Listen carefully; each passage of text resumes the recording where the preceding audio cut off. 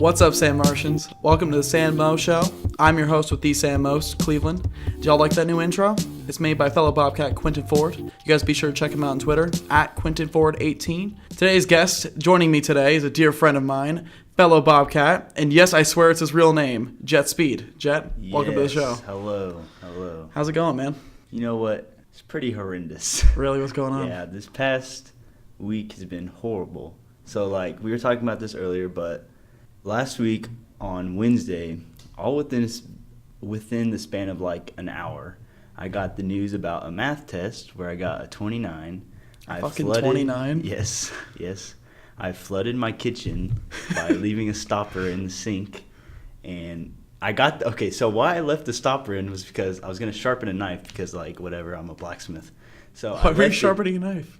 I don't know. I wanted to sharpen a knife. I don't know. I have a sharpening stone. And you have to soak them in water, right? Mm-hmm. So I put it in the sink, and I turn the water on with the stopper in. And then I get an email about my math test. And so I go on my computer. I leave the room, go into my room, go on my computer to check out my test. And I completely forgot about the sink. And so I walk back in because my dad calls me and is like, you need to come up to my parents own a gymnastics and cheer place. And he's like, you need to come up. We just bought a new computer and it won't work. We won't turn on, whatever. So I was like, okay, whatever. So I leave my room and I look into the kitchen, and I swear to you, there's about an inch of water throughout the whole kitchen. Holy shit. And I was like, holy. I had no idea what to do. And for background, your house recently, end of last year? Yeah, it was November. My house, a water pipe in my heater in our attic bursted and flooded our whole house. Yeah. And then here I am, a couple months later, flooding our kitchen. I'm glad to be back. Now time to fucking flood the house again. Yeah, I was shitting my pants. Sorry. Oh, geez. So you're the computer guy in the family too, kind of thing? Well, my parents have no chance. Yeah. My brother's you know my brother. He's got the IQ of a dog. 12. Yeah, my mom is always the one to call me and be like, fix it, kind of thing, especially with the TV, because my dad has 6 different remotes for it. Yeah, and your dad will start screaming. Yeah, and my dad will... But the thing about helping my dad with computer shit, he's so certain he understands it better than I do. And so I'll be like, hey, I think. He's like, no, son, I got this. I know this. I know these things. You learn these things when you're 55 years old. Kind of thing. Dad, you just turn off the computer. That's the power button. No, it's the enter key. Yeah. Oh, yeah. But now I'm not around to fix the TV anymore. So there's. So now they just threw away all their electronics. I sense tension every time the TV remote conversation comes up. One time my dad and I, we were at the San Antonio Commanders game, RIP, the whole league, but yeah, what the hell? Yeah, fucking we'll talk about that. But anyway, we're at the game. My mom calls my dad, like, hey, how do I turn on the TV? And my dad's like, what the fuck's that supposed to mean? Just press the power button. You press the power button, yeah. Oh my goodness! But no, with the AAF, the Alliance of American Football, that was a shame. Because it was supposed to be minor league football, half of baseball. Get to go to one game. Yeah, it was. They did 8 weeks and they collapsed because they didn't have enough money going for them. Because what they were banking on for their business model was to get a partnership with the NFL. Yeah. Like how the MLB and use it like a minor league system. Exactly. So they could farm players and stuff like that. So they take your 3rd, 4th string guys and you start them in this league. Do you have to go to college for football? For the NFL? Yeah. Yeah. To go to for the NFL you do. Not for the AAF, but they're not really around long enough to do it. But some people, in the argument, I got it. Because, the NFL was okay with it, but the players' union didn't want to. What's that? The pay would be a lot less in the AAF. And then, on top of that, they were arguing about... because it's still... It's not as safe, right? Yeah, it's... The NFL had more lackadaisical rules. Well, actually, it was in some regards, it was safer because they didn't do kickoffs. Oh, okay. But at the same time, you're still playing full contact sport. Yeah. So saying, some of these guys could be playing in the AAF and get a concussion or tear their ACL and their career's done. Yeah, and they're only making $40,000 a year. Yeah, exactly. Yeah. So they're saying that's not in the best interest of the players, which I get. But San Antonio, we had a good team, and we were the only team that actually got attendance. Yeah. Because we've been wanting an NFL team. We've been wanting a team decades. Other than the Spurs forever. Yeah. I think we could do a baseball team too in San Antonio. I think. Yeah. Especially San Antonio, and there's a whole lot of room if you go west San Antonio. Yeah, or even south side San Antonio too. Yeah, I mean San Antonio averaged 30,000 people a game, That's good for the Alamo Dome. Like Yeah. the league average It's everywhere more than else. UTSA probably. Yeah, the league average for everywhere else was like 10, 12,000 people. Yeah. So we're more than double the league average, and it was a shame because like we liked it. Like the crowd fucking loved great. it. Like it was fun. I mean, it wasn't like You remember we used to have an arena football team? the Talons. The Yeah. Talons, They never last. These teams that come to San Antonio never last. But like this one actually had support behind it. Hey, we have a soccer team. Yeah, maybe it's not way at the Scorpions, right? Or San Antonio. They're San Antonio FC now, I think. Yeah, I don't know. I have no idea. Whatever, but They yeah. play at the Toyota field or whatever. That's all I know. Yeah. Speaking of San Antonio, you still live in Shirts, right? Right outside San Antonio. Yes, I do. So- northeast. San Antonio. Northeast side. Yeah. Yeah. But you grew up like what 3-4 houses down Yeah, from me, right? literally. Yeah. So, what's it like being a commuter? It has its upsides and downsides, but like obviously not having to pay for rent and stuff like that. Yeah. I mean, having like gas paid for by my parents, which I obviously love, but Mhm. you also are at home when your house floods. Yeah. But I mean, getting up and driving's bad. Like it sucks. I have to get up at 6 in the morning Ugh. on Tuesdays and Thursdays. But if you set up your schedule, like Cade Oldham, who Mhm. goes here as well, who's also a commuter from the same area, his schedule doesn't start till like 11, so he Really? doesn't have to get up early like I did.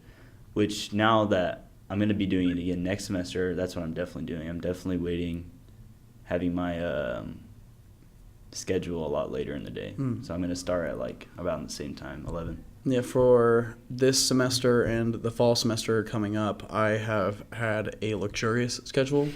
My classes don't start. I do class Monday through Thursday, Yeah. and they don't start before 12:30 every day. Nice. It's like the sleep in. It's so nice. And everything's within walking distance too. It's Yeah. super close, so I don't have to leave my like room until 12:15. Yeah. Go down the elevators at Tower. Granted, they're not broken. Yeah. Hopefully you don't get stuck. How's that traffic on 35? It's never bad. Really? Unless, Well, because you're driving like 6, 7 in the morning. unless right? I'm going home and I'm not skipping math. Unless I'm going home at like 5, then it's bad at like that time, but everything else is usually fine. What math class are you taking right now? Right now it's business calc, so it's like intro to business 2 or something like that. Okay, and you're a finance major, right? Yep. Yeah. Finance. You liking that? I do. I like, which is ironic. I was going to be an economics major, but I really like the economics side of the business. Not so much the math, calculus. Yeah, the actual- Considering my grade in that class. What's But, your grade right now in that class?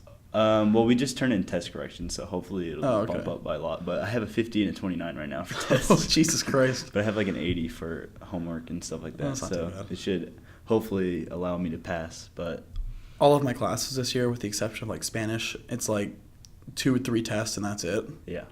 No, so you have no other grades, Yeah, just no. tests. Like Yeah. my social psych That's the class worst. I hate is that. 3 tests and a final. My brain and behavior is 2 tests and a final. And then Spanish, we have a lot of homework for that class. That's the only exception. Yeah, I feel like you need homework though. For that class. You Yeah, can't just but test. it's my Spanish lab and is the worst fucking program I have ever had the pleasure or displeasure in this case of being on it, because it's cryptic. Like it's very vague in what they want you to do, but also it's so damn old. Yeah. It like I cannot believe we have this kind of software in 2019. It's so unresponsive. That's weird. And it has to open in its own window. It won't open on the browser. It's so annoying. Oh, And it's that's how my, it's super math is. specific about the answers. Kind of like what's the Pearson Labs thing for math? Yeah, you have to like put it in exactly how you. Yeah, do like it. you posted pictures before, Yeah, where it's like it's the so answer. annoying. Yeah, like there's. You could be off, but if you put a space on accident or something, you're wrong. Yeah, yeah. The only upside about my Spanish lab is it gives you like 3 tries. Yeah, yeah. And so some of the ones where it's like multiple choice, not multiple choice. I do true false questions. I'll just go down and hit true for all of them. Whichever ones I get wrong, go back and fix them. So you kind of game the system, Adapt, but overcome. dude, I mean our Spanish 1 class is intense, man. We go over a lot of shit every day. I can't imagine taking Spanish again. It's taught entirely in Spanish too. It's like Spanish 1? Spanish 1. We have Senora Wilson. She's great. She's an amazing teacher. What? But like yeah, day 1 I was like, am I in the right class? Hello? Like I was like nudging people. I was like, this is Spanish 1, right? This Español uno, sí, yeah, okay, yeah. Dog, I don't know. I don't know, man. It's only my 3rd day out here. Oh, it is the pits. But so are you driving yourself to class every day? Yeah, I don't commute with Ashley Brock anymore. Why not? Well, I don't. On Thursdays, I don't have an 8 a.m. anymore. Mhm. It's like a lecture for communication, so it starts at 9:30. Oh, okay. So on Thursdays, we obviously couldn't because I would get there way too early. Then on Tuesdays, just like, there's no point in doing it. Is it just like a 1300 communications class or what? Yeah, it's the Entry level? Yeah. Yeah. I'm doing public speaking right now. I hate communications. Really? Yes, I it's love such it. a waste of my time. I love it, man. I like it, though. I like from a ideological standpoint, I find it to be important because I feel like one of the main things is in life is also like understanding yourself, but also being able to communicate and express yourself effectively to people because that leads to more understanding amongst basically with what you're thinking. Yeah. But my public speaking professor, she's great. Her name's Marsha Burney. You ever heard of her? I think. I think so. She was one of like the houses, like they had like the different houses for Bobcat Preview. I think. I'm pretty sure I know who you're talking about, but Yeah, but she's one of the communications. She's amazing. But we're giving persuasive speeches here. Yeah. Upcoming, and so you have 7 minutes basically to. Is it solo? It's solo, Okay. yeah, and you can have visual aids. Like I always like to do PowerPoints in my speeches because also it helps me stay on track. Yeah. A little bit, but I'm doing a topic that is a little bit controversial. It shouldn't be controversial. I'm talking about like men in America, especially like masculinity right now. Okay. You have to do like Monroe's motivated sequence. So you have to like introduce the problem, give a solution, and then visualize that solution. Mm-hmm. And so basically the problems are like, let's see if I can pull it up real quick. Actually, I bet I can. Yeah, so some of the statistics surrounding, like, this is basically the problem introduction here. It's like I said, put it simply, the boys are not all right. And so the 3 areas that I talk about are problems is academic underperformance. So this fall, according to the U.S. Department of Education, women will comprise of more than 56% of students on all college campuses nationwide. And that's 2.2 fewer men than women that will be enrolled in college this year. And then I think a little bit later I talk about, so then by 2026, the Department of Education estimates that 57% of college students will be women. So that's even, it's a slow increase for women, decrease for men. Yeah. And so I talk about Tech State's gender ratio is actually already above the 2026 estimate. So we're roughly at like 59% female to 41% male. Yeah. So that's crazy. So that's one of the areas like men are, I think, like, on average, especially in the United Kingdom, but also here in the United States, are underperforming in school. Yeah. And I think one of the reasons, I won't be able, like I said, I only have 7 minutes in the speech, but one of the reasons I think that is happening is because, especially at really young ages, women mature much faster than men. Yeah, naturally. Yeah, naturally. It's just, they estimate, like, on average, like the boys will be, like, roughly a year to 3 years behind the girls in the class, just in terms of, like, maturity. Yeah. And stuff like that. And so what happens is in a lot of these like grade school settings, these kids are just, these young boys just have a lot of energy. Yeah. And it's just enthusiasm. You're just excited. Yeah. Kind of thing. You need to get the wiggles out kind of thing. You need to just kind of go run around for a little bit, you know. And the girls are more mature, so they need to do that. So they're a little bit more focused. composed and a little more focused. And so what happens to, I think, these young boys is they get diagnosed with ADD to just basically have these kids, sit down and pay attention. Yeah, so they just give them drugs. Yeah, but that goes without saying, some of the detrimental things like that Adderall can do to like, especially young kids developing. And so I think that's one of the areas there's also, I think, stuff to talk about for curriculum, but I think that's one area to talk about stunning growth very early on. Yeah. So I think it can hurt them developmentally. But another area I want to talk about too is like radicalization. Talk about like some of the extreme, like the alt-right kind of thing, how it's comprised of largely, if not entirely, of like young men kind of thing. Talk about maybe why they feel disenfranchised, but also want to talk about mass shootings. That was the part I was really going to hit on the most. So since I think Columbine is when this Washington Post article was tracking it from, but since Columbine there have been 166 mass shooters.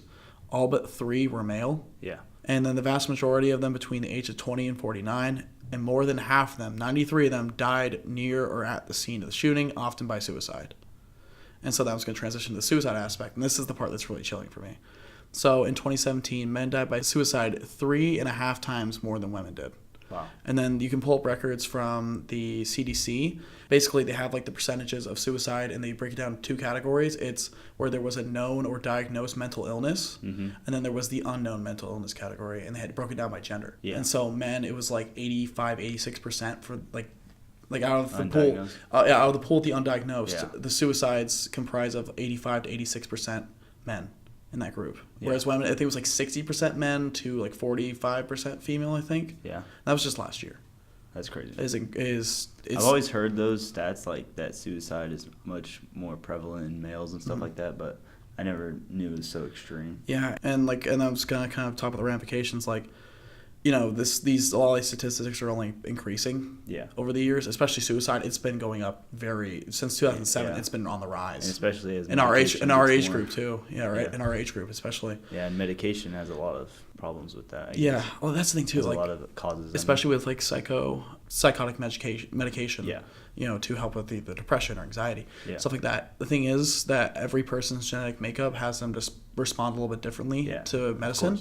And so there are techniques, but they're really expensive to figure out what medication works best for you. Yeah. So doctors are better off just saying, take 5 of these, call me back. Tell me which one does the best. Yeah, exactly. So sometimes it can make it worse, and sometimes So there's plenty of problems with that too. I think hopefully with technology advancing, it'll get better. Because I know like they're working on like looking at genetics, like doing genetic samples to determine what works best for certain people. Yeah. Yeah, and so then I think the important part to remember too is that like men make up roughly about 49% of the population in the United States. Yeah. So I mean that's half the country that is, you know, 150 million people. Yeah, it's 150 million people that is, you know, we're underperforming academically. And I'll talk about suicide. Yeah. And I feel okay with that. But the thing is, and I want to really try to do well for the speech. And I feel like I have a pretty good topic. And if I practice it enough, because I have plenty of time to practice still, I've already got it written up. I want to, and if you do well enough, your class can vote you in. And there's like a public speaking festival. Oh, yeah. And that's what I'm worried about doing. Because, like, one, I don't like crowds. But on top of that, I think this topic is a little bit politically inconvenient. It's a little bit politically inconvenient for some people.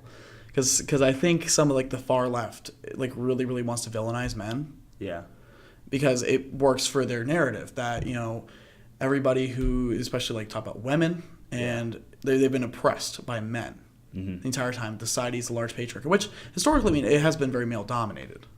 But now when you look at the modern times, because like, you know, 2019 is a very different playing field now. Yeah, than it was 20 years ago. I'm not saying it's a good or bad thing. Yeah. I'm just saying it's different.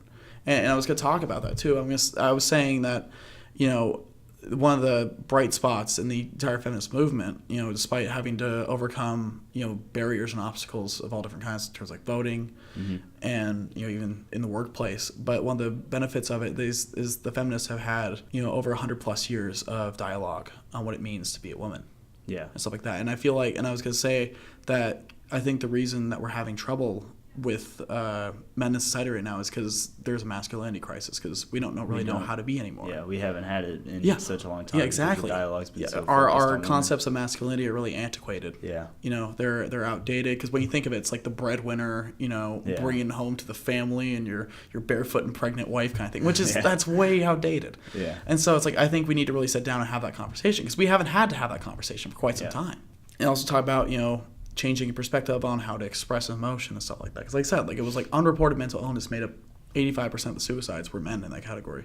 I'm worried about giving that speech at the public speaking festival, because especially, and we'll talk about it here in a minute, with the political climate on campus right now. Oh yeah. Ooh, I don't know. Like I was joking with some of my friends. I'm like, I should like show up in like a tracksuit and like track gear, start like doing my stretches while I'm speaking, like I'm getting ready to run out of here. Because like, but I think as long as I mean, I'm gonna handle it delicately. I'm not gonna point the finger, because I'm gonna bring that up too. It's like, this isn't about like, oh, those damn feminists and the third wave, and because it doesn't help anyone. Yeah, all you do is just pointing the finger. Yeah, and it's moving the blame. Yeah, moving the blame. Of putting the actual topic at the top of the hill. Yeah, and we need to take responsibility. I mean, and so there have been good outcomes. I was talking about like looking at organizations too, because they have My Brother's Keeper Foundation. And they had their first like conference. It was in Oakland, and Steph Curry and Obama and like John Legend, a lot of like prominent.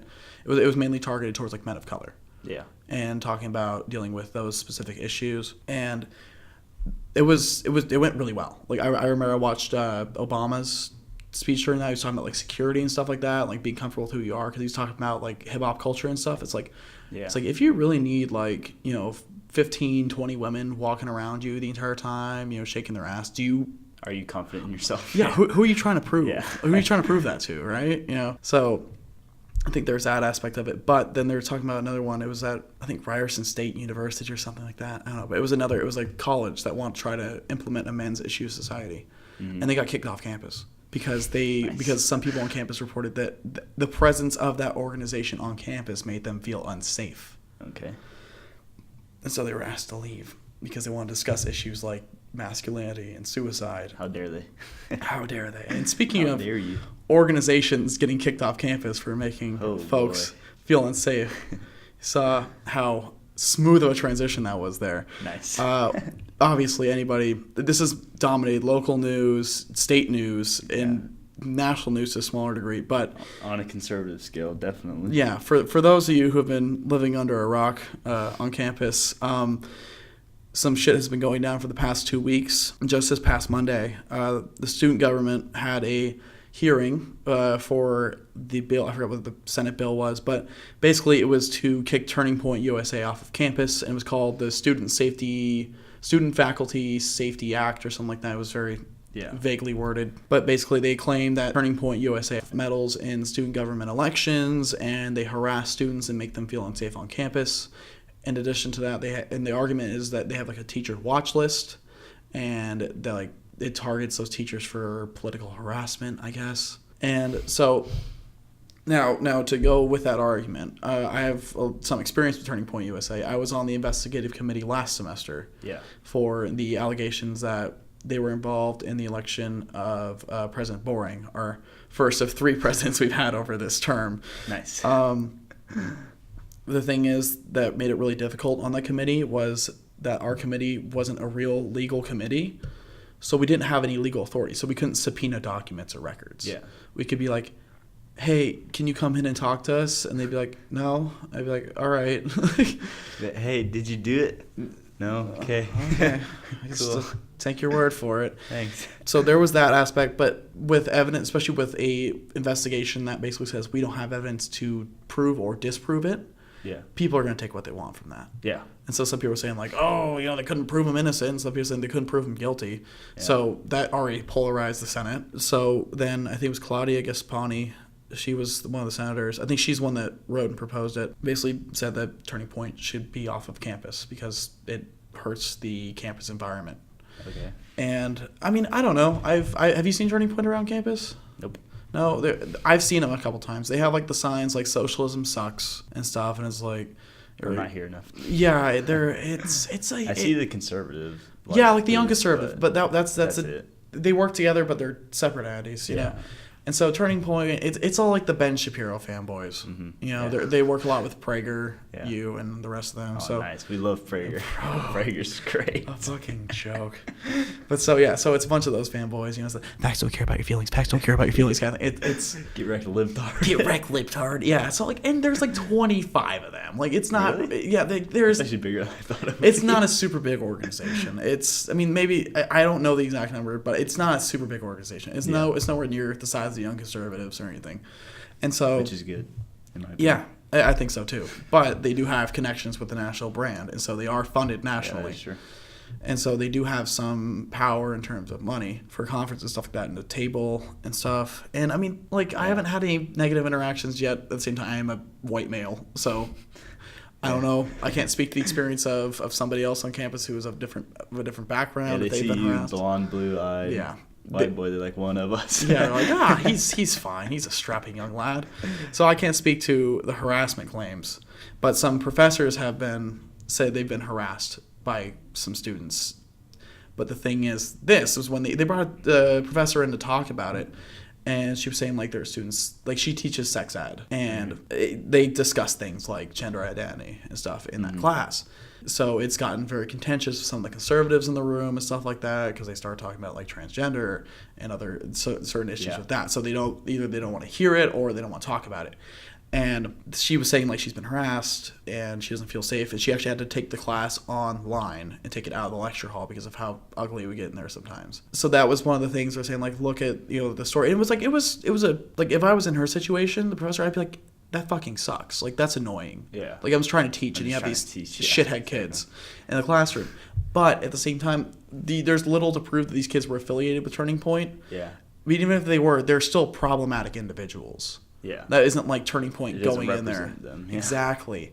And so I went up there actually. So let's just fast forward to the Senate hearing. So public forum comes around. You have local branches of the Young Democratic Socialists showing up. You have you have some of the Antifa groups around the area show up. My worst nightmare. You have the MAGA kids show up in the Senate. It is a fucking nightmare. Yeah, that sounds like a fever dream. And so like I'm on freshman council. I'm gonna be in the Senate later this month. Like I get inaugurated next week. Okay. For the next term. I get to sit like behind the senator, so I'm in like the Senate seating area. Yeah. So like I'm sitting there, and I'm still part of the public, so I went for public forum, and that was the ugliest time I've ever experienced at any of all my time in student government. That was the ugliest I've ever seen things. Yeah. Thank God I was the first one to go up, because I just walked right up to the mic, because I just want to say what I was gonna say and then walk out, or not walk out, but at least sit back down and hide. Right. Because like they had cops and cameras all over the room. It was high profile. So I went up there, and my argument was basically this. I was like, I don't like Turning Point at all. I said Charlie Kirk can bite me. I don't like that guy. Yeah, I don't like him. He's a shithead. But their entire platform is saying basically college campuses are nothing more than liberal ideologues, and they just indoctrinate these young kids into the liberal way of thinking, and have to bow down to diversity, and they're intolerant of any opposition or conservative values or beliefs. Yeah. Right? And so I was like, I don't agree with that statement, but that's their platform. And so for kicking them off campus for just existing on campus, you're proving their point. We're proving their point. That's exactly. And so that was one of the points I made. That I was like, secondly, we're federally funded. We have to uphold the First Amendment as a school. Yeah. And then the third point I made is like, look, as student government, our job is to represent every single student on this campus. And I said, even the ones that voted for Trump. And then the crowd fucking went ape shit. They're like, no more hate, no more race. Like they started just going like, I had to literally stop my speech for a minute because like they wanted to like just yell, and they're like, I don't know, like it was like no more KKK shit. It was like one of those little short rhythm chants. I was like, so I literally something that everyone in the room agrees to. Yeah, I put my no more KKK. Yeah, racists are bad. Yeah, I like, agree. Yes. So I was sitting there, and I was like, I have my hand on my hip, waited a good minute, 20 seconds for them to quiet down, and for the vice president to hit the gavel a couple times, get them to quiet down. Yeah. And then I was like, that basically proves my point, right? I was like, we're very divided, and I hope you guys make the right decision here. And then I go down. Of course, the second time we had hearings and speakings about kicking Turning Point off campus, and both times the president of Turning Point has been right behind me. Nice. And so the Hispanic girl. Yeah, Stormy. Yeah, so she comes up right behind me. She's, like I said, she's all 5 foot. She's the least intimidating person I've ever seen in my entire life. Yeah. Like, she has kind of a lisp when she talks. Nice. And like I don't know, I wouldn't peg her as a conservative, certainly. And really? that has nothing to do with the way, I mean, she, like I said, she's short, very high pitched voice. Like she doesn't seem like a very like tough person. Facts don't care about your feelings kind of thing. Like I would have pegged her as a much nicer person. Yeah. But she was, oh God, and she was such an ass when cause that really ignited the crowd for the rest of the public forums. Oh, really? She was mean about it? Yeah, she was like, thank you, student government, for proving how much of a joke you are and for uniting the right, kind of thing. And then everybody went apeshit, and I was like, oh. Yeah, you had me in the first half. Yeah, I was like, oh boy. I was like, and then she said uniting the right. I'm like, yeah, uniting the right. I was like, wrong. It's like you have grown our brand, and this will not be the last you hear from us, right? I was like, epic. Yeah, I was like, oh boy. But when I went up there too, thinking back to earlier, my intro was like, yeah, so we've had the governor of Texas tweeting about us, and we've had Gregory Abbott tweeting about us. Gregathy saying, what the hell's going on down there? And I couldn't tell you, Greg. You are not getting funded anymore. He tweeted that. I know. Yeah, he's like, sometimes I wonder why we even fund this university. It's like R.I.P. TXT. See ya. I was texting. I was like, hey, so is A&M still doing like transfers? Hey, A&M hit me up. A&M hit me up. I'm a free agent. Listen, Texas State is going down. We're going under. Yeah. So yeah, he's starting to pull the plug about this now. But anyway, she gives her whole speech. Unites just. The crowd goes apeshit. It goes even more polarized. It was already polarized, and it got even worse. I will say though, throughout the entire thing, the conservatives were pretty well behaved. Yeah. Like it was a lot of adults there too. It was a lot of older white folks, like in suits and everything, whereas you had the far left kids in like midriff tops and shit, and these were guys. Nice. Like tie-dye cut off t-shirts. Yep. So it's like, I saw the video of the girl, the leader, yeah, walking away, or leaving. Yeah, hers was pretty. Yeah, I'm in that video. Oh yeah. Yeah, I'm talking to Andrew about just like, because he said he wanted to stay, and I'm like, I'd recommend you just get out of here, man. Like, it's not going to get any better. I'm going home. All right. And we'll talk about how the voting process happened, because there were 4 reversals on that vote because of just talking about process and the rules, technically. Yeah. But before that, so like I said, a lot of people came up during public forum. Some of them made good points. Some of them just yelled. I will say, the conservatives that came up for public forum kind of sucked. Like, because they're like, I was getting over their argument, but they were not articulating it well. And they were also, the one thing that you're supposed to do during public forum is you're supposed to address the vice president, who's the Speaker of the Senate. Yeah. You're supposed to talk to her, right? Yeah. Because it's technically, you're supposed to be speaking to the Senate, not to the crowd. Yeah. And so you're not supposed to turn and face the crowd. But a lot of people in general who went up there kept turning back around to the crowd, and that would just rile them up more. Yeah. And so like I said, like you're allotted 2 minutes, and it can be extended if somebody votes to extend your time.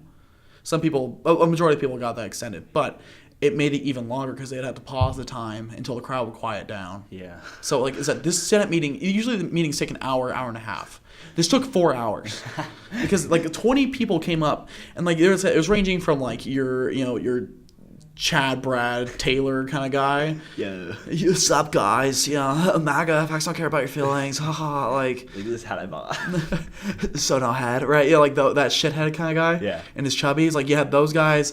You had some of like the real like, my name is Jebediah, something like that. You know, you had like, and then you had Old Town Road. Yeah, you had the Old Town Road kids, and then you also had like some like just your like Starbucks frequenter white kids kind of thing, all the way up to like you had like trans women of color, coming up there, and some of them there was one, I forget her name, but she was very upset. Like they had to cut off her mic because like there was too much crowd noise, and so Keeley, the vice president, she just said, all right, we're ending public forum because this is never going to end, right?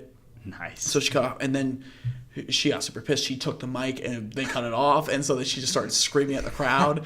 It was bad. She was causing a lot of problems in the Senate meeting. That's amazing. And then there was one point where she got up, she stormed out. I don't know what happened, but she stormed out. She was like stomping her feet, and then she left the room. And then I heard a thud. I was like, what happened? And apparently from, I don't know this for a fact. This is what I heard. So don't take this as fact, but from what I heard, she had fainted from like a panic attack, I guess. And then when she came back to, one of the officers was like, ma'am, are you okay? And then she like ran off screaming for the police officer because she's afraid of cops, I guess. I don't know. She was causing a lot of problems. She came back later and spoke again, and once again had the mic way too close to her. I could have heard her without the mic. Yeah. Like the entire Senate could have inspired. heard her. But she was like, had it right up to her mouth, and I was like, oh boy. Do you hear me? Yeah, it's like, I can hear you. And like, I don't know, like, I don't agree with some of the stuff she's saying, but like, it made me upset to see people so upset.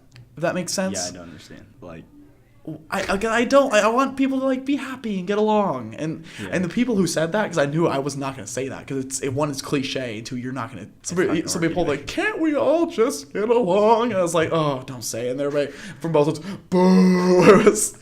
Even though like I agree with that, but oh brother, this guy stinks. Oh brother, this guy stinks. Yeah. Oh, it was the ugliest meeting. They booed a sexual assault survivor. The left did. Nice. So we're doubling it down. Let me break this. Okay, so this little pale white girl got up, really quiet, really mousy. Yeah. Kind of girl, and she's like a computer science major, I guess. And she told her story. Now, mind you, before I tell the story, I was not particularly moved by the story. I didn't think it was an appropriate setting to like bring up that story because it had to do with Turning Point, but it didn't have to like directly do with like Turning Point's activity on campus kind of thing. Yeah. So I'll tell you the story. So the story is this. So she went to A&M, started off at A&M. Okay. And there she was sexually assaulted.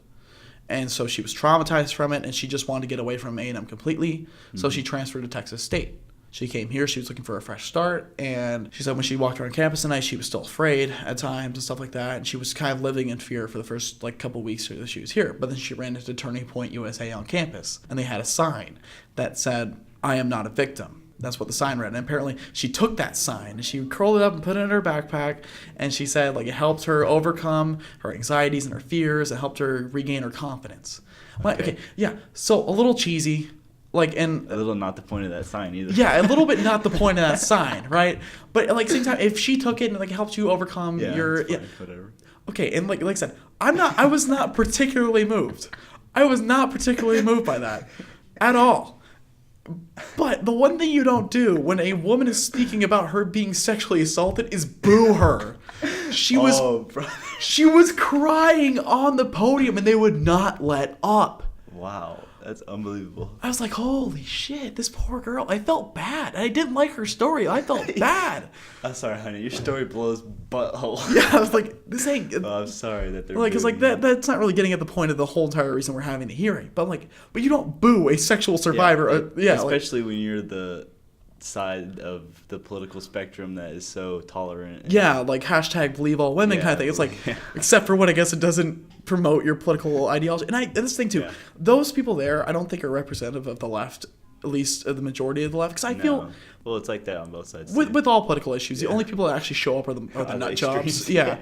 And so it's just, they were so fucking crazy. And then you had... They booed a black woman too because she's in Turning Point and she's like, these people aren't racist and they're people with different beliefs. And another woman's like, oh, you're their token kind of thing. I was like, nice. I mean, it just hurts me to see people being so damn disrespectful. And I was like, God, different ideologies. Yeah, I'm like, God forbid, a person of color has a different political belief. But it was just one of the ugliest goddamn meetings. So eventually, after 2 hours of people screaming into the mic, one guy yelled "Death to America" and did a Nazi salute. He was a lefty too. He was mocking Turning Point. Oh, okay. But he yelled "Death to America" as he walked out, and he got up a standing ovation from some of the people on the left. I was like, sick. It's I can talk to you if you have different political beliefs and values. Yeah. But you have to at least agree that you don't want America to fucking die, right? Yeah. I mean, if you don't like the country, out of every country in the world, I would honestly.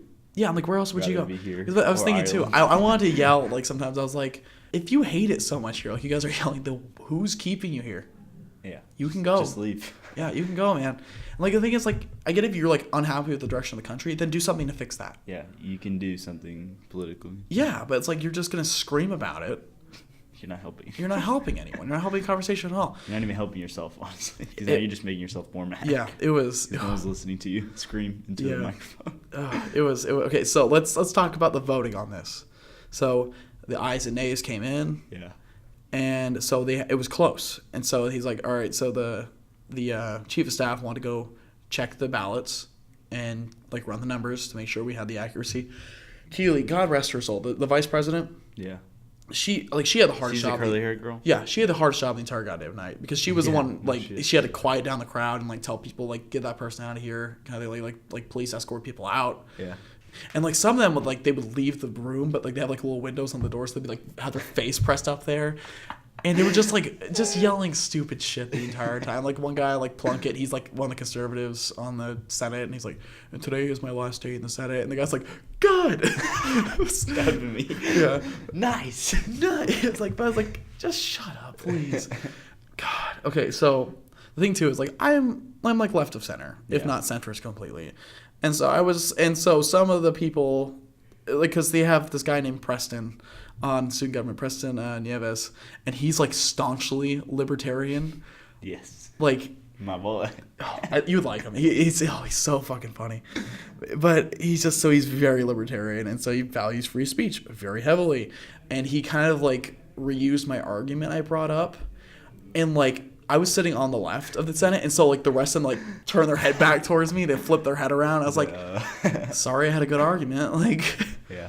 But yeah, so and then I got some nasty glares from the Democrats in there too. They're like, "Oh, look at you, right? You think you're so cool. You think you're hot shit because you know words. Fighting for free speech, right? Nerd. Why can't you just accept the mob like the rest of us? Yeah. One of us. Okay, so Keely, like I said, God rest her soul, she had a hard night. She said the ayes have it, and the bill passed. And so then, like, the left of the Senate started going absolutely crazy. They're like, you know, no more fascist USA kind of thing. And they kept, like, going off. But then they checked the votes, and they said that there were too many abstentions for the vote to pass. Because you technically, like, when you abstain, you're not voting yes or no, but you're also taking yourself off the roll for that vote. Mm-hmm. And so if you have too many abstentions, you don't meet the attendance, the quorum that you need for a vote to happen. Then it just doesn't. So the bill failed. Yeah. It wasn't passed or shut down. It failed. Yeah. And so that means it didn't pass. And then somebody said, is there a motion to re-vote on the bill? Because if it fails, you can re-vote on it. Mm-hmm. And so somebody said, I want to do a recount, right? Or like a re-vote. Yeah. But then somebody on the right objected to that. Nope. And so for the objection to be, like, or I guess for... I don't know, but basically what happened was the objection wasn't able to be overturned. Okay. And so that means it was going to stay failed. And that was the way it was for a while. So then, like, and that's where you saw the video of, like, where you had the guy like, fuck you, kind of thing, like, where, like, you have the rest of the liberals out on the stairs with the megaphone yelling at people because they lost. But then, in another twist, Matthew comes back out, the chief of staff says, actually, based on the Robert's Rules of Order, like, with... The abstentions don't... Abstentions go towards the yes or whatever. It went towards the yes votes. I don't know shit, but okay. I don't know. It's in the Robert's Rules of Order. It's a whole book, and so they basically had to whip out the rule book for it. So it passed, and so then the liberals who were just 5 minutes ago, who were celebrating and then cursing out conservatives are celebrating again. Yeah, they're throwing their heads in the air. We did. And I was sitting there and I was like. Their pink wigs. Yeah, and their vagina hats, whatever, right? If you can imagine the most liberal crowd, you can like when I say liberal like Austin crowd. 2.0. Yeah, it was like Austin squared, like that's what it was. So they were happy, and like part of me's like I said what I said. I couldn't vote. I just did what I thought was right. Yeah. I spoke up for it, and I guess if the majority of the people we've elected feel otherwise, I can't really bitch too much about it. I was upset, but I wasn't like gonna. Get on the megaphone and yell "fuck you" to all the liberals because it just wasn't worth my time. Fuck you. Yeah, I wasn't gonna do that. Then, so that's the way it's been for the past couple of days. But just like a couple hours ago, the president of the Senate, Allison, she just reversed it with a veto. Nice. So she vetoed it. Holy. Yeah, so that's. I thought it couldn't pass anyway. I thought they were like. It wasn't going to pass anyway. It probably wasn't because so the way the Senate works is the senators vote, and if the piece passes, it's signed by the president. Yeah. And the president submits it to the administration. Oh, okay. And the administration's like, get the shit out of here. Yeah, the administration can say no, but at the same time, then student government be like, look, we did what we could. Talk to the administration, and then you get a bunch of kids up in their office starting getting jumping down their throat kind of thing. Nice. So. Yeah. It's in the best interest of the administration to go with the will of the students. Yeah. Except for when it breaks the law. Yeah, exactly. And when it violates the Constitution. Well, they already had put something out, right? They tweeted it out. Yeah, so they had a statement after the first meeting when it was just the hearing for the bill, not the vote. Yeah. And they said even if it does pass, they don't have the authority to do that. Okay. Good. And that was the way so it passed regardless. Despite that, because it was just it just turned into like virtue signaling basically in the Senate.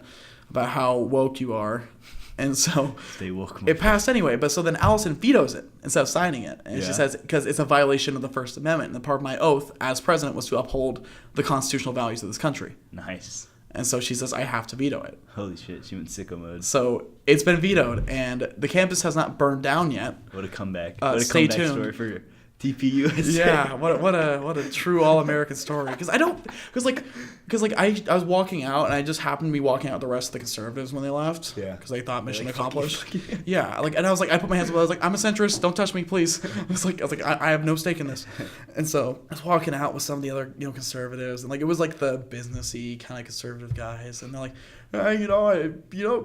you don't agree with everything that we say, but. Is it Barack Obama? Well, let me be clear, right? No, but like it's just some like deeper voice, like I know you don't agree with everything that we say, but I respect you coming out and speaking today, man. I shook his hand. I felt gross because I was like, I don't like you. Who is this? Like, it was just one of conservative the, guy? yeah, it was just like a really like well put together yeah. conservative businessman Just kind of guy. kinda douchebag. I was like, man, fuck you. Like, I don't like this Either. isn't.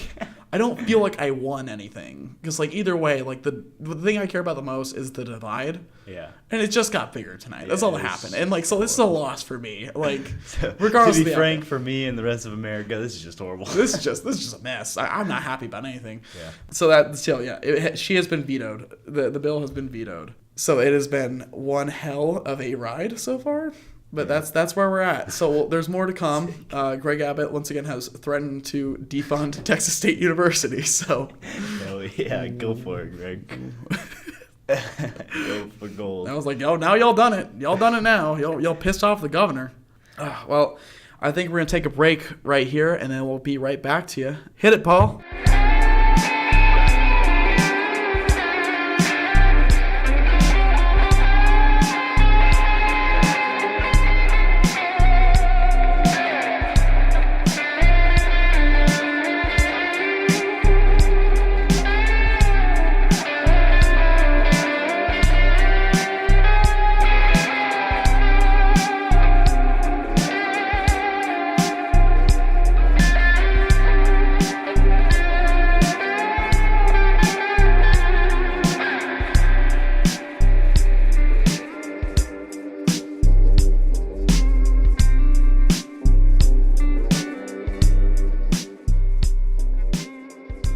And we are back, and we have some time for some fan mail here from Garrett Watkins. That's my roommate, actually. And he's writing a question for you, Jett. And he says, how do you get the name Jet Speed? Well, I'd say it's God-given. My parents always knew that when they had a boy, they'll name him Jet because, the last name Speed, you can't go wrong with the Jet. I mean, if it helps, like, I know Jet Speed's cool, but my middle name's Bradford, so it kind of ruins it a little bit. Makes it that much better. Kind of knocks it off. It should have named, your little brother Logan Supersonic and shit. Yeah, too bad he's adopted. Yeah. That's true. Too bad he had his name for like 3 years by the time we adopted him. Shit. Couldn't name it. We were going to name him Dash. Dash? Dash. Speed Dash? The name Speed. Dash Speed. God, speaking of movies, you excited for the new Avengers coming out? To be frank, I think it's my most anticipated movie this year, and I Seriously? hate superhero movies. I am so washed out on superhero movies. No, I hate it. But I think that's why I like it, is because I haven't watched any. I've seen the first wave of Marvel movies, some of the second wave, like the main ones like Captain America, like Civil War. I've seen all of the Avengers, and I've seen all of the Guardians of the Galaxy. Yeah. And that's it. That's so it. all the rest of them Ever don't seen know Deadpool? anything, and it's great. Nope. No? Never seen any That's a shame. of the Deadpool movies. But holy crap. It's supposed to be like 3.5 hours. Dude, my butthole is so ready, dude. I'm so excited. Who are you, Thanos? Yo, Ant-Man finna come in this. If Ant-Man doesn't crawl up Thanos' asshole, I'm going to be really upset. I'm mad. And that's the easiest way to kill him. I honestly, and I don't read comics, so I don't know what's going to happen. Mm-hmm. And I'm very excited. And they also, the last Avengers, they didn't even go by the their own comics. story going. Like, they just went sicko mode. And, they're like, Thanos is going to win, fuck it. But oh my god, the last Avengers, okay, I didn't like it the first time I watched it. Mm-hmm. I was like, this movie's kind of overhyped. Yeah. And then I watched it again on Netflix, and I was like, this movie's fucking badass. You should have gone for the head. The best, I really like the Guardians of the Galaxy movies, just because, what's his name, like James Gunn? Yeah, he got fired. No, but he's been rehired, though. he's been rehired. yeah. For the third one, and I'm beyond excited because I love James Gunn. He's so great with the Guardians characters. Mm-hmm. And then the Russo brothers did a really good job using every single character, but especially the Guardians characters. All of them are so good. Who's directing? The Russo brothers. Yeah. They're directing Endgame? Yeah. They did a couple of Marvel movies. They did I think they did Civil War. Wait, is that right? Civil War, Captain America, Civil War. Yeah. Let's see. Filmography. They did Avengers, Endgame, Infinity War, Captain America, Civil War, Captain America, The Winter Soldier. So nice, they did okay. 4. Those are all good movies. Those are all good. Yeah. The Winter Soldier's probably the worst out of them, but still. Oh. Yeah, I'm so washed out on superhero movies. I think. Yeah, I'm over it. I think they're gonna go the way of the Western. I think like this is gonna be their 20 golden years, age. We're gonna be like, or 30 years, we're gonna be like, we'll get one or two really good ones like we do now, like with what's his name? The director that I love. Quentin Tarantino? Yeah, like some Quentin Tarantino, like Westerns that are great. Django? Yeah, Django and Hateful Eight. Hateful Eight, yeah, those are really good. But honestly, in terms of like my favorite superhero movie I've seen recently was Into the Spider-Verse, hands down. Oh yeah, without a doubt, the best one within the last. Honestly, I would say the best one since Civil War and Iron Man. I'll be honest, I think that's my favorite superhero movie of all time. I think you would put that over Dark Knight. Oh, yeah, you had to come out with the best one of all time. Either way, like with Into the Spider-Verse and The Dark Knight, those definitely both land in my top 10 for like favorite movies. And both on very different spectrums. Yeah, I would say. Yeah, because like, but Into the Spider-Verse is it's so refreshing. Yeah. In the sense, like, it was like the animation style makes me want to cream my jeans. It's so pretty. It's so good. It is so pretty. I couldn't even care if the story was horrible, which it isn't. It's great, actually. Yeah, the story is fantastic, and also because like they did the different animation styles and stuff. Like Noir was different. Yeah. Or with Penny Parker, because she was like from Neo Tokyo, and so she had like more like anime influences in her design. I was like, oh yeah. What's his name? Played by John Mulaney. Peter Porker. Yeah, Peter Porker. God, I love John Mulaney. He is so damn funny. So funny. Have you heard his whole stand-up bit on like the best meal I've ever had thing? I don't think so. So we're at this like little mom and pop diner. Yeah. And basically, long story short, is it was like $0.25 a play for this jukebox they had in there. Yeah. And they put in like $5. So they just played the same song over and over. Yep, they played What's New Pussycat. So they hit that like 6-7 times, but then they threw in It's Not Unusual one time in there. Well, and some people get their hopes up. Yeah, it's like thank God. Yeah. It changed. And so they're talking about like people were getting like really annoyed by it, and then he said like scientists have been studying for years if music could instantly elicit intense human emotion like tears. It's like the answer is yes, but only if it was preceded by 6 What's New Pussycats.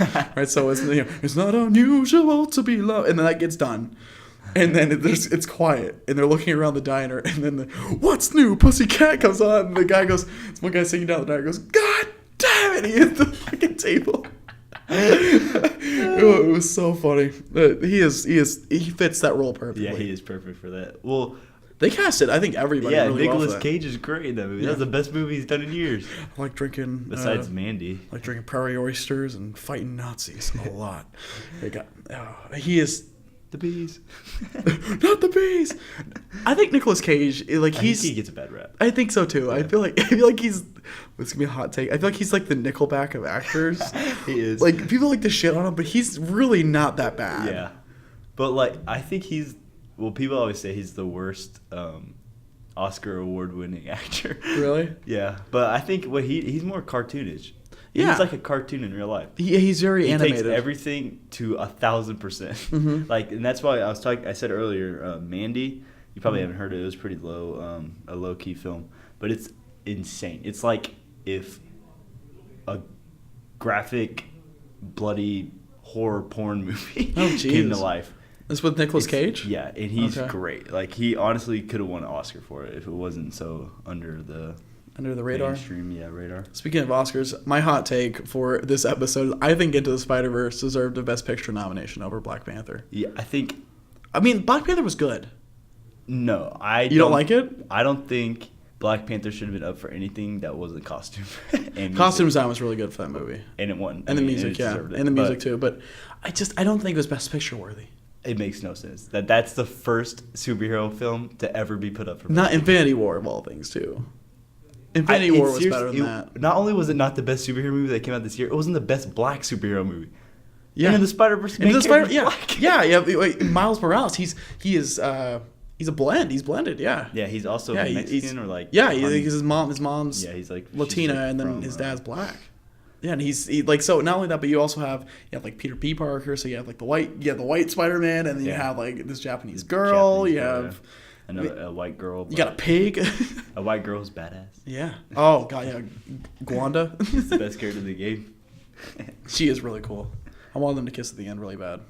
when they're like friends. It's like, no, please no. We'll get a sequel at some point. We'll get a sequel. And I was like, they're sitting there like they're looking at the black hole and they're like, see you around. I was like, kiss, kiss, kiss, kiss, kiss. And it was like, do it. They do like a fist bump. I'm like, God damn it. I was like, ugh. I think that's okay though. I think we don't need to force. Even if it was kind of natural, I don't think we need it, considering our last several Spider-Man movies. Oh, God. Been an exhausting love story with some form of Spider-Man. I didn't see any of the... Raimi? No, the Amazing Spider-Man? The first one, so like the early 2000s, saw those, loved those. Yeah, that's the Raimi. Oh, yeah. But the ones that were done by Sony. Yeah. Fuck those. The Amazing Spider-Man movie. Didn't even touch those. Tobey Maguire. Not Tobey Maguire. What's his name? I don't know. Didn't even... the guy Tobey with... Maguire is the first one. Yeah, I know he had the big hair and everything. I was like, fuck this guy. I really like him, though. He's a great actor. Yeah, I didn't even... he's horrible for that. Bother watching them. Andrew Garfield. Andrew Garfield? Yeah. But God, no. I think Into the Spider-Verse, if more superhero movies were like that, I would go see them a lot more. Yeah. Because it's different. It's fresh. It's... Yeah. Because I'm getting really sick and tired, and I've done many rants on this on previous episodes. Yeah. But like I'm getting so tired of like live action everything. Yeah. It's like animation. Thanks, Disney. The entire point of animation, it's like it looks different and it's visually entertaining. Yeah. And there's things you can only do in animation. And that's the whole point of theater. Yeah. Film. It's visual. It's not. Not everything has to be hyper realistic. You can have fun. Be told everything. Yeah. Yeah. A great movie that does that is like Fantastic Mr. Fox. Yeah. That's a great visual movie, and it's animated, stop motion. But it's like we're gonna goddamn live action remake of everything. Well, Aladdin, Dumbo. Dumbo has like a 30 on Rotten Tomatoes. Really? We got shitted on. And they got live action Lion King. I was telling the Lion King looks kind of badass. I was telling Garrett though, I was like, if I wanted to see live action Lion King, I would go watch fucking Hamlet. Like it's or you could literally just go watch the Lion King play. And Lion King, like the first movie, the animated one, it's so pretty. It's aged perfect. Really well. Yeah. It just I don't know. I'm so tired of like the gritty real shit. And I think they went again. Comes in the form of trying to be realistic, but they went too realistic with everything. Yeah, I just think everything's too gray, everything's too ugly because you have a brown lion, brown rock on some dry grass, right? They just blend together. You can't. They just blend together. You can't even tell what the difference between anything is. Yeah, it's horrible. Because in animation, there's a black outline. Yeah. Whereas Into the Spider-Verse, it's very colorful. Yeah, the entire thing is it's comic book-esque. It's comic book-esque. The animation style is very comic booky, and I like that. But like also like talk about the different universes and they have different color schemes and shit. And like it's Christopher something and Phil Lord. Like they've been doing animation for a while. They had a show. One of their first shows called Clone High. I like pirated a couple episodes, and FBI open up. I didn't pirate them really technically. They're on YouTube. You can find them on YouTube. The entire episodes. Yeah. It's really good. Like the animation isn't anything impressive. Yeah. It's like a TV show in the early 2000s, but it's funny. Yeah. Because like basically the entire concept of Clone High is they're clones. They're clones that are growing up of like famous historical figures. So you have like an Abe Lincoln clone who's like a teenage Abe Lincoln. You have a teenage Cleopatra, awesome. And like Cleopatra's like the girl in school everybody wants kind of thing. Yeah. You have Gandhi. You have a little animated Gandhi. It's so funny. It is so damn funny. That's cool. And they have they also like the school douchebags JFK. He's so damn. Oh, it is so good. It is so good. It is so damn good. Funny. It's really funny. You can watch it on YouTube right now. But that was the first show, and they have like in one of the Times Square scenes, they have a poster for it of like a Clone High movie in there. Like they just threw that in there as like a little Easter egg. Yeah. That movie's just Clone High is a great show. Christopher Lord and. Not Christopher Lord, Phil, whatever. Those two guys, whoever do it. Chris and Phil. Yeah, Chris and Phil. Those two dudes, fantastic. Yeah, they're veterans and they're great. They are. I did something. I did like a video essay on them. Did you?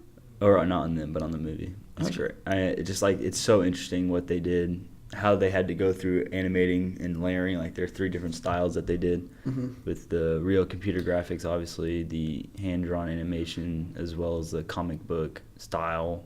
It's crazy. Like because you have like those dots. I can't remember what it's called, but I have the dots.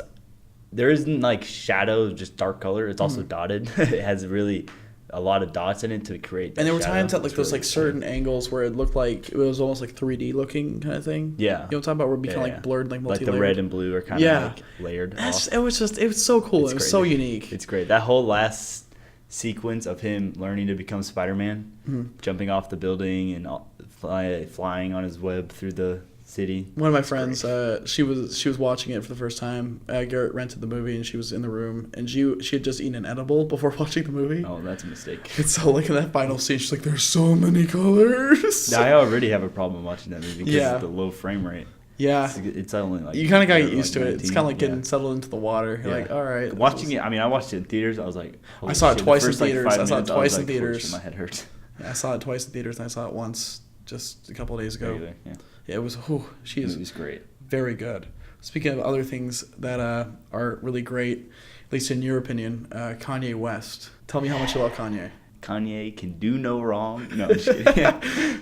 No, from a musical standpoint, I would probably say that. But I think there's an argument of, do you separate the artist from the art? Because that's a real conversation we've been needing to have. Because, like, with, like, Michael Jackson recently, the whole thing that came out about him. That's what I was going to say. Michael Jackson, you got Kanye, some of the stuff he's done. 6ix9ine. God, what's 6ix9ine? Kodak. God, who else? YNW Melody. Roman Polanski, too, is one of the more famous historical examples. Because he's directed, like, some of those iconic films, like Mary's Baby and stuff like that. Yeah. But it ultimately comes down to, it's like, because Roman Polanski was like a known, like, millionaire pedophile thing. He had, like, pedophile sex rings, like, heinous crimes. Yeah. But his movies are fantastic. Yeah. Like, they are, like, from a cinematography standpoint, like, they're some of the best films ever done. Yeah. But how do you separate the art from the artist? I don't know. It makes, especially on a visual, well, because, like, music you can, because it's not, you don't see them. Yeah. But, like, film and stuff like that, like Kevin Spacey, I had such a hard time watching House of Cards. Yeah. I was like, oh my God, I was so uncomfortable. Like, I was like, I can't watch it. This guy diddles kids. And then, like, Baby Driver, stuff like that. Mm-hmm. But I think with Kanye, well, obviously Kanye was never in something like a pedo ring or, like, anything that extreme. But he has said some controversial stuff that I don't agree with at all. The slavery was his choice thing? Yeah, well, yeah, that's just that's just stupid. Well, it's not as bad as what Trump said a couple days ago. Was it the windmill sounds cause cancer thing? Jesus Christ. Oh, no, it's the damn windmill sounds. They'll get you. They'll get you. You hear them whooshing around at night. I don't understand. It doesn't make any sense. How does sound give you cancer? Why are you knocking solar or energy from wind? Yeah. What is the point? I don't understand. As long as, I mean, if it's privatized, I'm okay with it. Yeah. But see, we have fucking things that give you cancer. Honestly, I think a cell phone, I think our kids are going to look back at us like, 30 years from now. It's like, why the hell did they have this thing on them at all times? And why the hell did they have it so close to their nuts?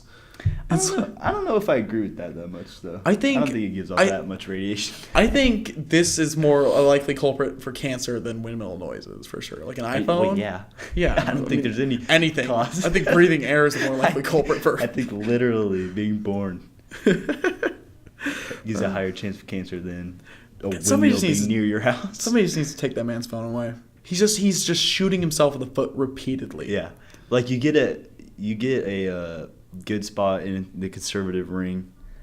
You have all these moron House of Representative Democrats and Democratic senators, stuff like that. You have all these idiots. Just let them be idiots. Stop tweeting about solar. You don't need to communicate to me how much of an idiot that you are. Yeah. Like, I already know. That's why I don't follow him. I've never followed Trump. You never followed him on Twitter? I've never followed Trump. It's entertaining in the worst way, if that's a good way to describe that. It's like trying to hide my fear. I just don't follow him. Just ignorance is bliss. Ignorance is bliss. Ignorance is bliss. He just never ceases. Because you never, like I was like, okay, there's a certain point I've reached where it's like, there's nothing Trump can tweet that would fucking surprise me at this point. Yeah. And he's like, windmill noises cause cancer. You heard it here, folks. You heard her. He's also having a stroke, apparently.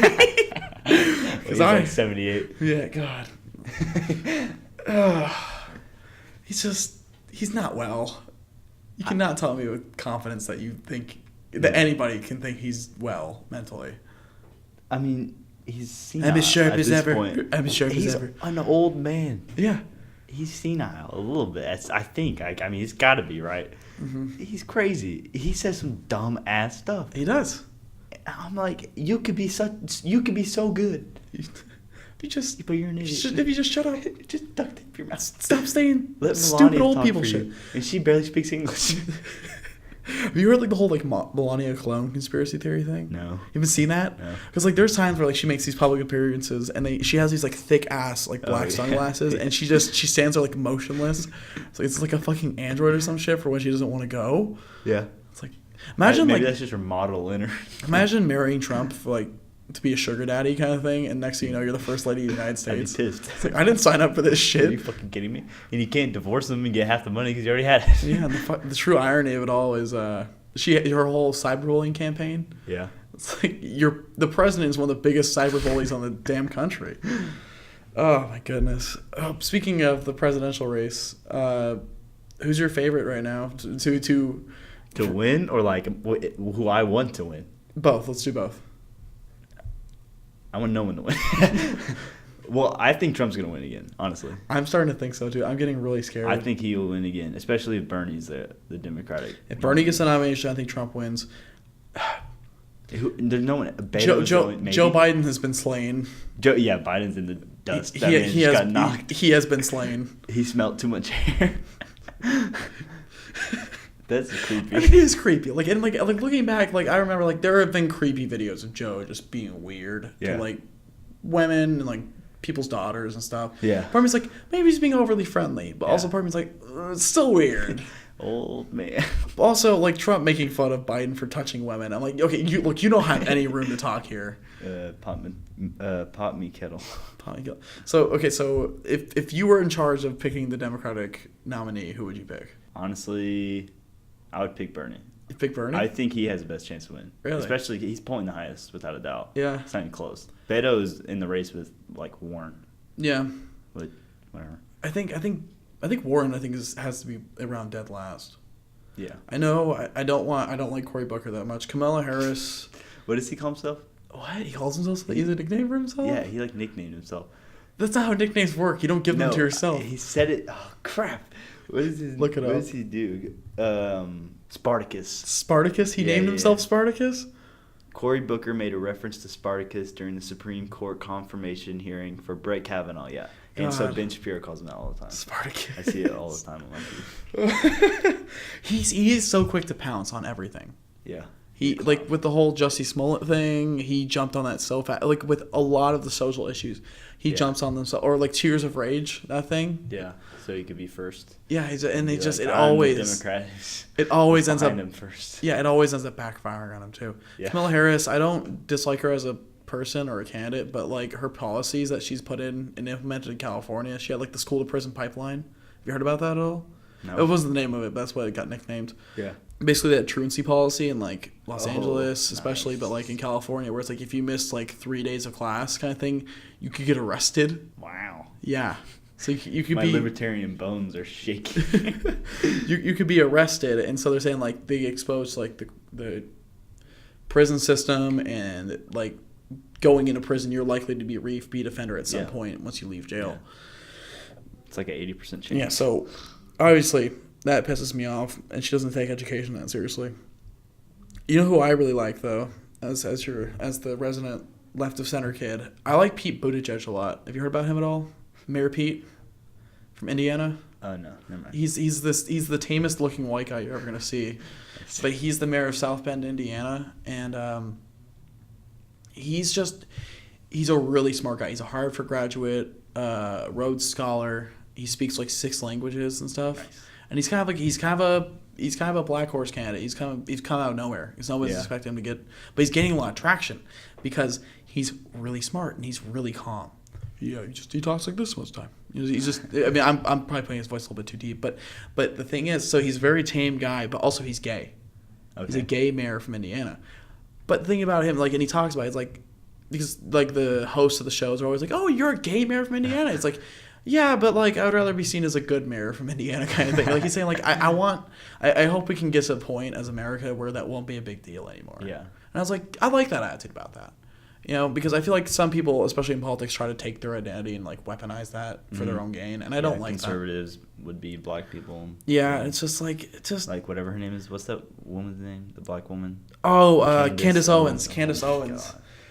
Oh my, that whole Senate hearing was a mess. You see how we're like, yes, like I understood her trying to protect, I guess, what she said about the Hitler comments. But I was like, that's pretty point blank. Like, what the fuck are you saying? I don't even know. Hitler the whole wanted to context, I understand, sort of.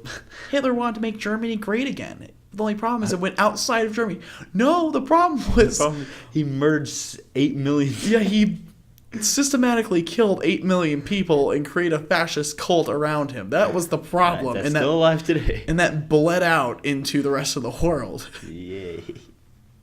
Oh, God. It's like, but he was a swell guy. She's one of those epic libtard people. God. Epic libtard killer. And kind of bring it back around, that's what got Kanye in a lot of trouble, is because he said he liked some of the stuff that she was saying. Yeah. And then he just came out full-blown Trump supporter.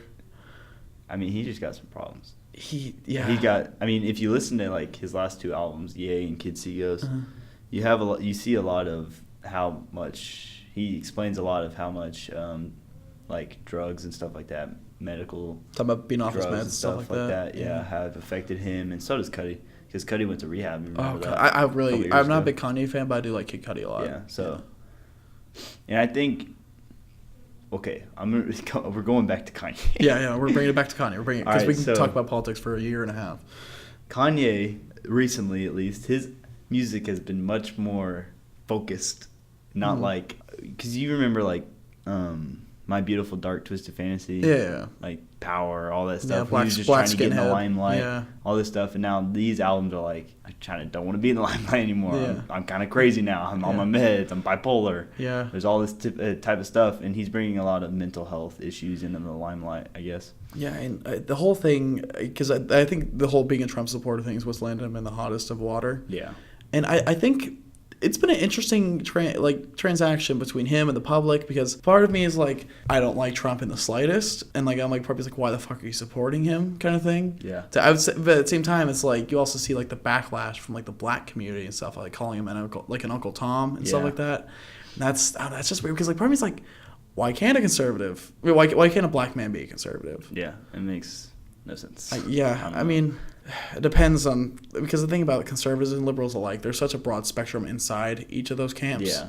Because like I'd say like there's the fiscally conservative groups, or it's like I don't see a problem with that. Like if a black guy likes lower taxes, so what? I like lower taxes. Yeah. Everybody likes paying less to the government, right? Yeah.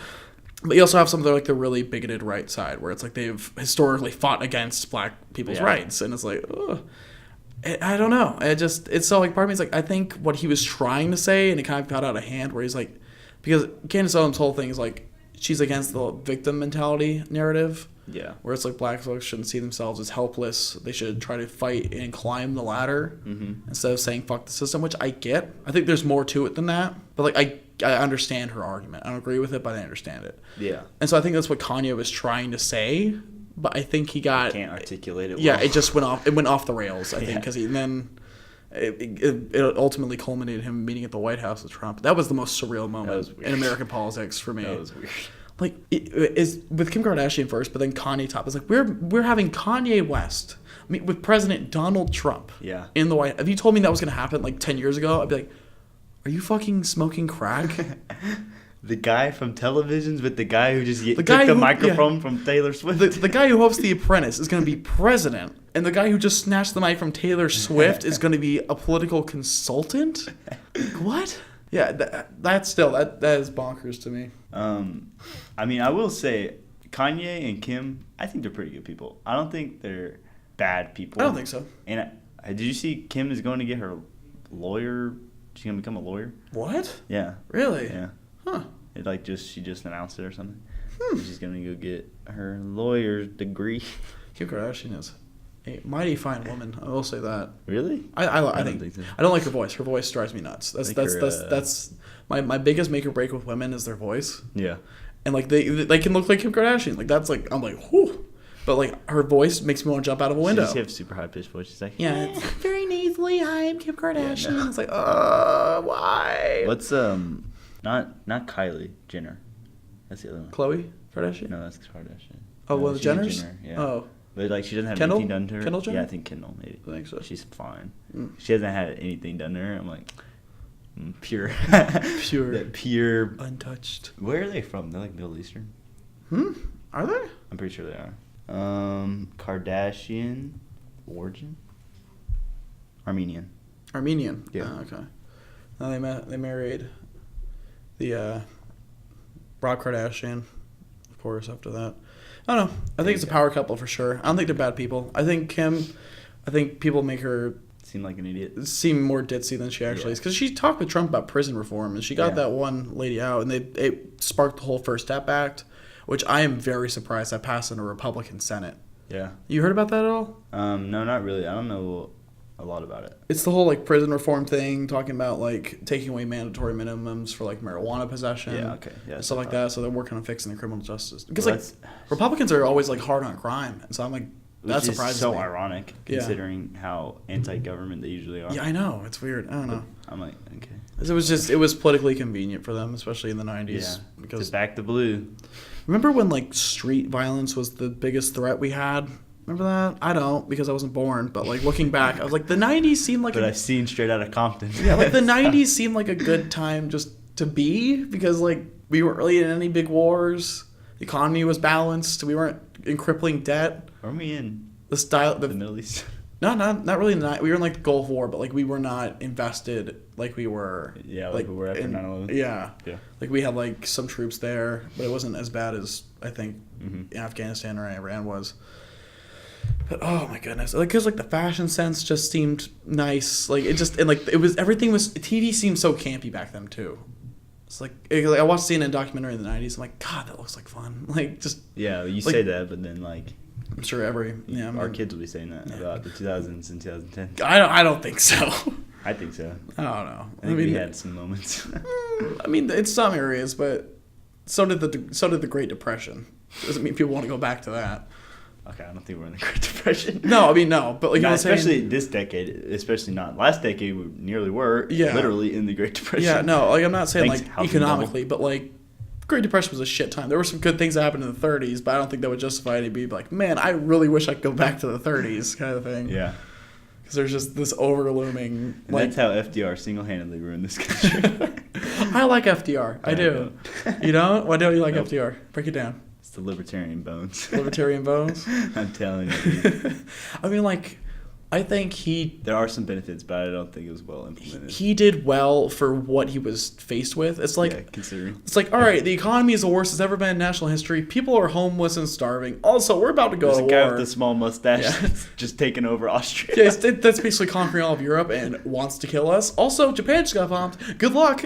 Not Japan. Also, you are in a wheelchair. It's like, yeah, it's like, Hawaii just got bombed. You know, have fun. Also, you have no legs. Good luck. Yeah, it's like, oh, okay. Like, I will say. What? Sorry, but he does have the coolest place in D.C.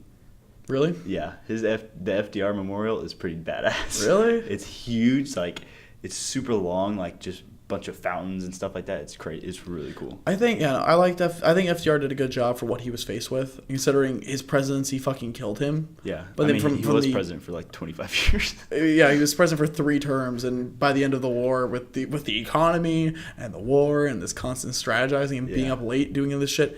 Understand, he's an old guy who had polio early in his life. His health wasn't the best ever, so that stress is probably gonna kill him. Well, he's lucky he had a really strong wife too. Yeah. Oh God, yeah, she was fantastic. She was a UN ambassador after that. She's basically the his third term, the president. Yeah, she basically ran the country for a little bit. I think so I think he did good for what he was faced with. I think I like him as a president because in terms of like getting shit done, he did a lot. I admire the tenacity. Yeah, I mean, in hindsight, maybe some of the stuff like the New Deal. I mean, there have been parts where it's come back to bite us in the ass. It kind of changed. But something had to be done. No, it makes sense, but like I don't know. I like. It seems like a lot of the presidents I like are like 3-letter names. Like I like FDR, I like JFK, and I like LBJ too. LBJ, have you seen Lincoln? Lincoln? No. Yeah, the Phillips. Was it? No, not Phillips. Daniel Day-Lewis. That's his name. Daniel Day-Lewis. He plays Lincoln. Oh my God! It's about passing of the 13th Amendment. Oh. Dude, you would love it. I bet. It is so fucking good. Lincoln was a great man too. Yeah, he was. But I think they hint at some troublesome times that he had, but it's really interesting. JFK was probably one of the best public speaker presidents we ever had in terms of just the quality of just the on text his speech, but also his delivery was fantastic. Yeah. And the introduction of TV. Oh God, the introduction. Being one of the first. Being this young, handsome president coming up, kind of thing. Nixon. Yeah, next to Nixon's like, I just shitted. I just shitted and farted. But I think LBJ was, I think, in my opinion, like he's one of the most tragic presidents that we've ever had, because he did a lot. Like he implemented like a lot of like the Social Security stuff, a lot of big social programs with education and fighting against poverty, and he signed the Civil Rights Act of 1986. Mm-hmm. Or not 86, 68, excuse me. Yeah, 68. I mean, he did all these things, but he will always be remembered for Vietnam. Yeah. He will always be remembered, despite all the great things he accomplished. Yeah, that's what happens sometimes. Proud. I mean, you could say, like, even recently, like, Bush did some dumb stuff. I mean, have you seen Vice? Oh, no. It's about Dick Cheney. Oh, it's so good. It is so damn good. You love it, too. I've heard it. I've heard it's good. Yeah. I don't know. I feel like Bush gets a bad rap. I mean, he had a tough presidency. He had a tough presidency, I think. Dude had Katrina. Yeah. George Bush don't care about black people. Kanye again. Kanye's back at it. He had 9/11 as soon as he took over. 9/11. I mean, imagine that. Like especially coming out of the 90s, like, all right, the budget's balanced. America's on top of the world. We're chilling. And then two of the biggest buildings in the entire country get, or as Ilya Omar would put it, some people did some things and 3,000 Americans died later. Wow. Who singer? Yeah, and no. He had the beginning of the housing bubble crisis in 2008. Mm-hmm. So yeah. Oh, by the way, no one got arrested. The Big Short, right? Same people who did The Big Short did Vice. Yeah. So it's the same kind of direction style. Yeah. Like storytelling. It's almost like it's a documentary. Yeah. Sort of. Yeah. But it's a very dramatic documentary. Yeah. Yeah. It's really good. Steve Carell's in it too. Steve Carell does a really good job. Yeah, I heard it should have won Best Editing, but it did not. Bohemian Rhapsody did. That won Best Editing? Hold, what? Yes, that won Best Editing. That movie's edited like dog shit. Yes, it won Best Editing. Because I didn't notice it at the time, but like looking back, it was like, look how shit that's like that one scene. That thing I retweeted on Twitter. Yeah, where they're sitting at the cafe table. It's just looking back and forth, your neck's breaking. Oh my god! I cannot believe that one. I didn't know that one. Honest to God, I saw some people were pissed off about it, but I thought they were pissed it got a nomination. No, it won. Oh my god, that is. Did you ever see tragic? First Man. First Man. Yeah. No, I heard, but they edited out the flag planting scene though, right? I don't even care. That movie's badass. Really? Is it where he goes to the moon, right? Really cool. Yeah. But Neil Armstrong. Yeah, it was super interesting. I didn't know how tragic his life was. Yeah. My God. I'll have to watch that one too. But yeah, no. So I remember a lot of people got upset because they edited out the plant flag scene or the. Good shit. You would not have added anything into it. Yeah, that's what I'm thinking too. It but was also, much less an American USA movie than it was like almost like a piece solely on Armstrong. Because Armstrong always saw himself as like a citizen of the world kind of thing, right? Yeah. So like I'm of the earth. Yeah, I mean if that's the way he would have wanted, then I have no objections. Yeah. I mean that's his story to tell. It's interesting. Oh my goodness, but.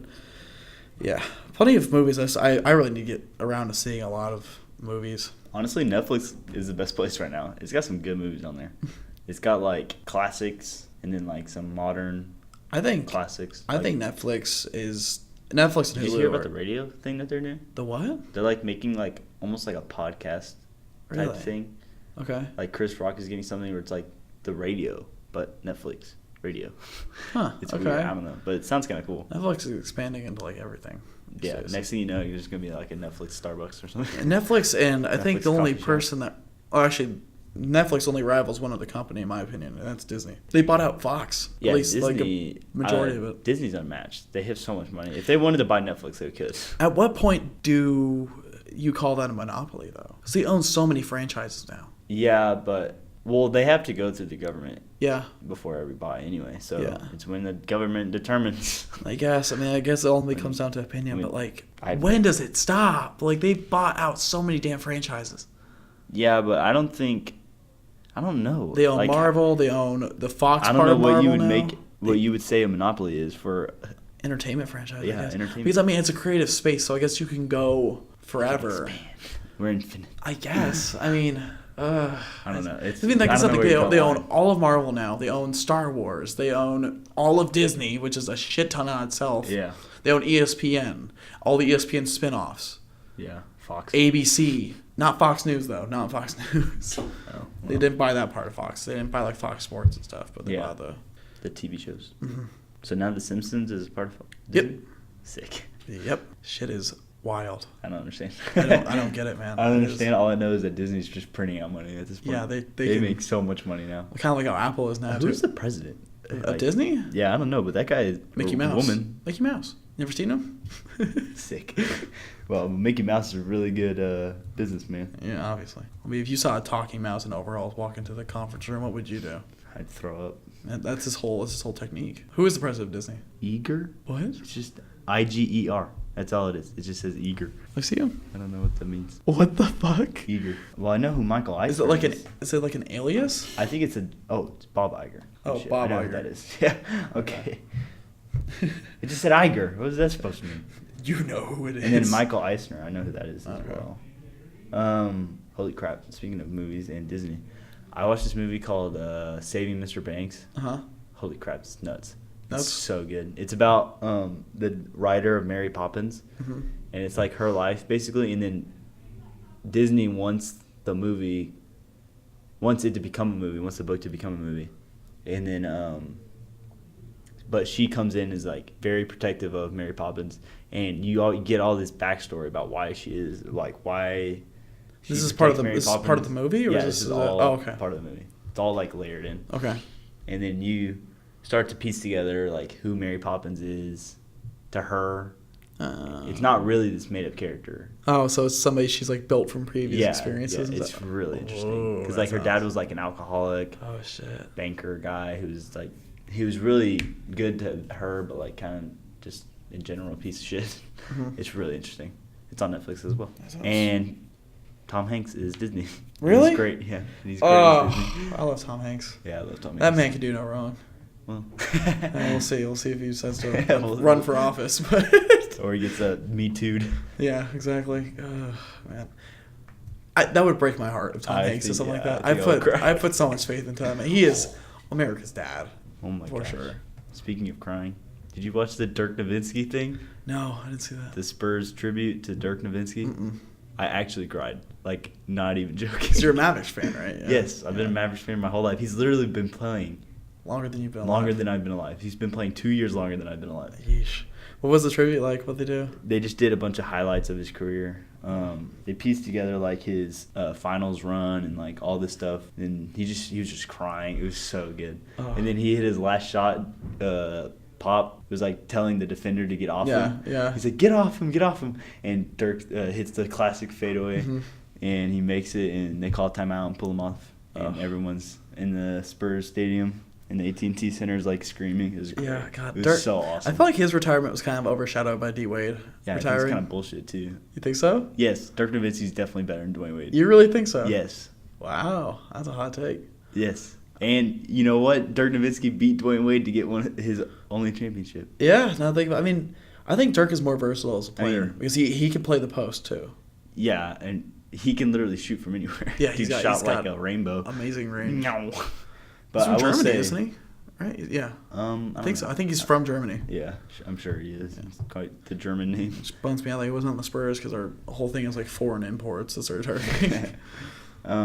Well, I will say Dwayne Wade did beat Dirk Nowitzki like a couple years before. Dirk Nowitzki beat the big three. Mm-hmm. Dwayne Wade, Got it. LeBron James, Chris Bosh. I remember that. That team was stacked. I mean, I will say the Maverick team was pretty stacked too. They had Jason Kidd, Jason Terry, Dirk. Do you think the big And three someone else. Heat could beat the Nope. Warriors? No. I don't even think it'd be close. No. I think the Golden State, if they played a best of 7, I think Golden State would win in 2 games. I think they would score enough to win. I think 4. the Golden State Warriors are the greatest team ever assembled. Honest to God. Yeah, and it sucks. It does. It pisses me off. Like every ring that Katie wins is bullshit. Yeah. Like I like Katie, but that was bullshit. Yeah, it's not fair. It's like the was team's bullshit fucking right there. broken. It is. It is like a cheat code. Yeah. They at one point in a game can have 5 All-Stars. They can have Draymond, Klay Thompson, Steph Curry, KD, and what's his name? Boogie. Yeah, what's his real name? Cousins. Yeah, Boogie Cousins. Yeah. Whatever his first name is. DeMarcus Cousins, yeah. Yeah, DeMarcus. Oh my god, yeah. No, that team. I remember horseshit. before they even got Cousins, they Bleacher Report, one of the sports like commentary pages. They released like a little like animated music video, where it's like there's these they're super villains and they're like sitting around a table and it's like they just lost to LeBron and so they're like talking about them acquiring all these other players. It's like we are super team, all the best players to crush your dreams. It's like, this is not fair. Yeah, it's horseshit. It's like and they said like we're gonna need more fingers for all the rings we're gonna win. And it sucks like that someone like LeBron's gonna be overshadowed by the most stacked team in history. That game, that comeback series he had. Yeah, I think that's the best. That is the greatest NBA Finals of all time. I think LeBron has been part of two of some of the best finals of all time. The Heat with Ray Allen's 3-pointer, and then LeBron carrying in Game 7. People forget how insane LeBron went in Game 7 because of how insane that shot was. Like with Kyrie? 6. Yeah. No. The Heat. Oh. The Heat. That Heat series. Oh, yeah. Heat series. He always like, he got carried by Ray Allen. Yeah. The fuck? Dude scored 60 points. Bang! Oh, goodness. That was such a misplay. That broke my heart. Pop. Yeah. Not having Tim in. Ugh. I don't know why they took him out. I don't understand. Because Bosch was able to get the rebound and threw it out to... and Tim's one of the best rebounders of all time, too. Yeah. He can crash the board. Speaking of crash the board, I still cannot get over that block that LeBron had on Draymond. Was that the same series? That was the same series. That was the... Oh... That is a great series. That was like, definitely one of the best series of all time, but one of the best sports moments too, I think, in general. I mean, that series was fantastic. Yeah, it was. Oh my goodness. The shot by Kyrie. That was a dagger, man. Yeah, that was ice in his veins. Well, we're coming up on almost an hour and a half right now. I think we're going to cut it here for the sake of me having to edit through all this shit. But, Jett, it was excellent having you on. It's finally good to get you in here. And yes, sir. You are welcome. You're welcome back on anytime. I'm serious, man. It was great talking with you. Well, that's all we have for this one. Be sure to follow us on Twitter at Sam Mo Show and write us some of your fan mail at sammoshow@gmail. I will see you in the next one.